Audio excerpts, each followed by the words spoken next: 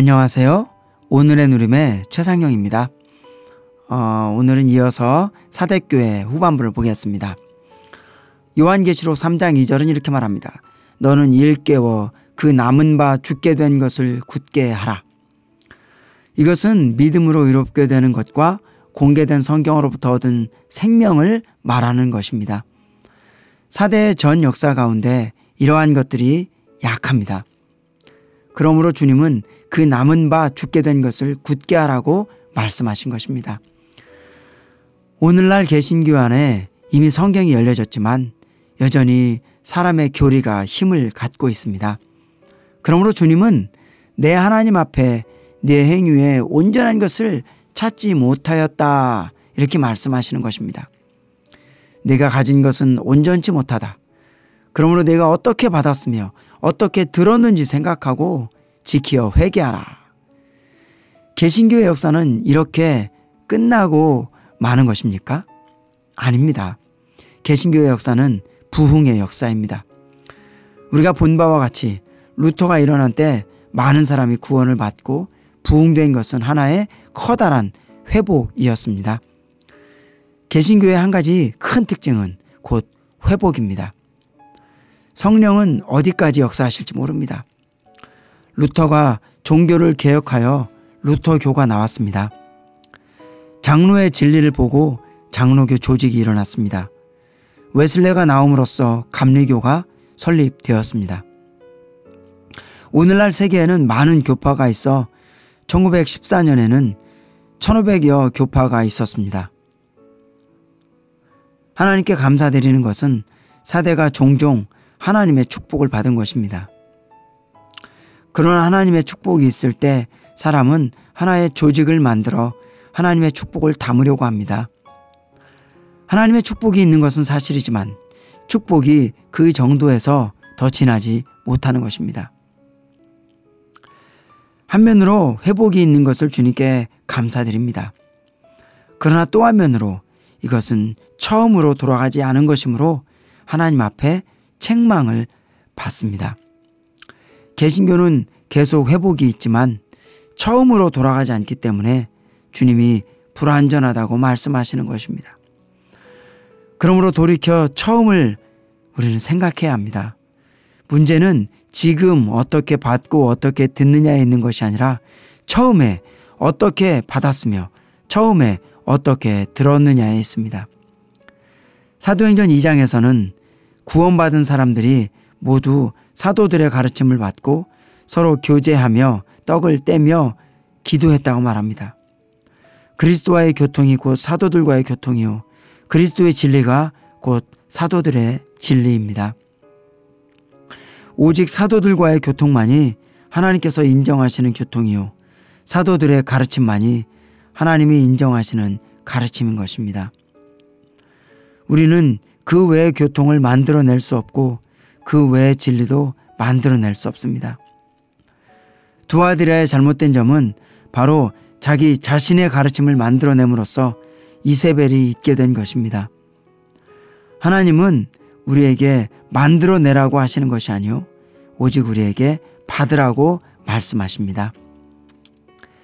20세기에 와서 무엇이든지 다 발명해낼 수 있게 되었지만 가르침만은 발명해낼 수가 없습니다. 영안에서 발견한다는 것은 있을 수 있지만 가르침을 발명해낸다는 것은 있을 수 없습니다.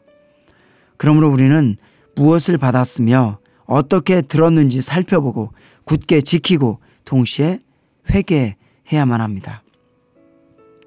3장 3절은 이렇게 말하죠. 만일 일깨지 아니하면 내가 도적같이 이르리니 어느 시에 내게 임할는지 내가 알지 못하리라.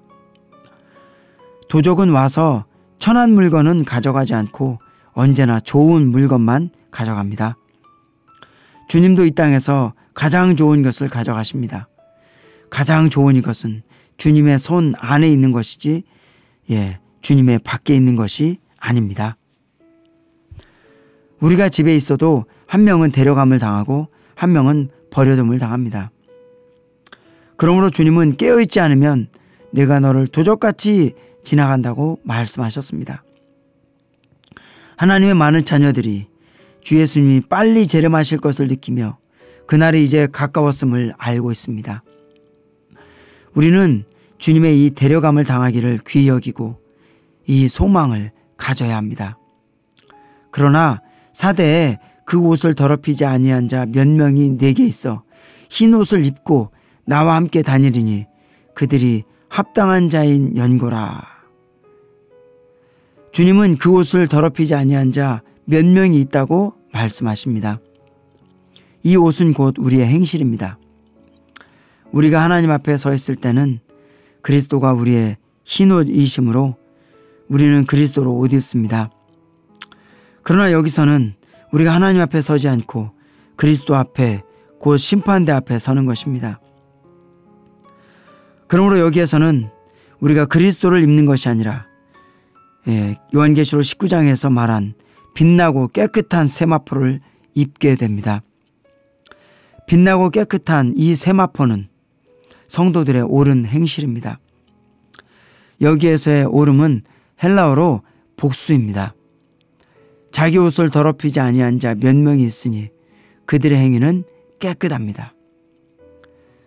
그들은 주님과 동행했기 때문에 합당하다고 하시는 것입니다. 이기는 자는 이와 같이 흰 옷을 입을 것이요 내가 그 이름을 생명책에서 반드시 흐리지 아니하고 그 이름을 내 아버지 앞과 그 천사들 앞에서 시인하리라. 이것은 주님의 이름을 기록하느냐 기록하지 않느냐의 문제가 아니라 인정하느냐 인정하지 않느냐의 문제입니다. 주님이 인정하신 사람에게는 분깃이 있고 주님이 인정하지 않은 사람에게는 분깃이 없습니다. 이름은 다 생명책에 기록되어 있으나 주님이 인정하지 않은 사람은 따로 표시해 놓아 분깃을 얻지 못합니다. 이것은 영원한 세계에서의 영생의 문제가 아니오 주님과 함께 다스릴 수 있느냐 없느냐의 문제입니다. 기록되어 있으나 분깃이 없는 이것이야말로 유감스러운 일입니다. 하나님께서 은혜를 베푸사 우리가 주님 앞에서 흰 옷을 입게 하시기를 구합니다. 우리는 하나님 앞에서 흰 옷을 입었지만 주님 앞에서도 흰 옷을 입었습니까? 오늘 우리가 주님의 이러한 말씀 앞에 우리 자신을 더 비춰보는 그런 하루가 되기 원합니다. 이렇게 해서 사대 교회를 마쳤습니다. 그럼 청취해 주셔서 감사합니다.